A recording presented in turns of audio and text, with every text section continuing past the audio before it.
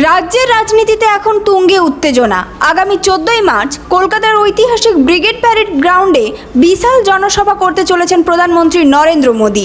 এই সভাকে ঘিরে ইতিমধ্যে রাজনৈতিক মহলে শুরু হয়েছে জোর আলোচনা এবং বাড়ছে রাজনৈতিক উত্তাপ। বিজেপির তরফে জানানো হয়েছে এই সভার মধ্য দিয়েই দলের পরিবর্তন যাত্রার সমাপ্তি ঘোষণা করা হবে।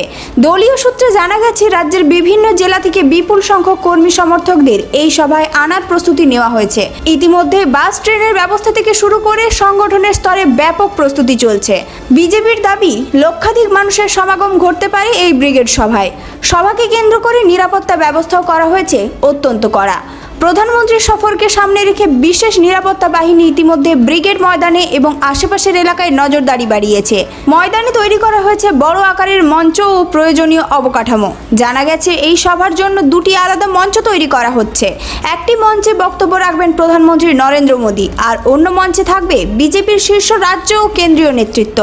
রাজনৈতিক মহলের মতে আসন্ন নির্বাচনের আগে এই সভা অত্যন্ত গুরুত্বপূর্ণ হতে চলেছে। পুরুলিয়ায় পাত্রপাত্রী যোগাযোগের একমাত্র বিশ্বস্ত প্রতিষ্ঠান বিবাহ পরিচয়। আপনার মনের মতো জীবনসঙ্গী খুঁজতে আপনার পাশে রয়েছে বিবাহ পরিচয়। তাই আর দেরি না করে আজই যোগাযোগ করুন বিবাহ পরিচয় municipality commercial complex, second floor, Chaibasa road, opposite PWD office, Purulia.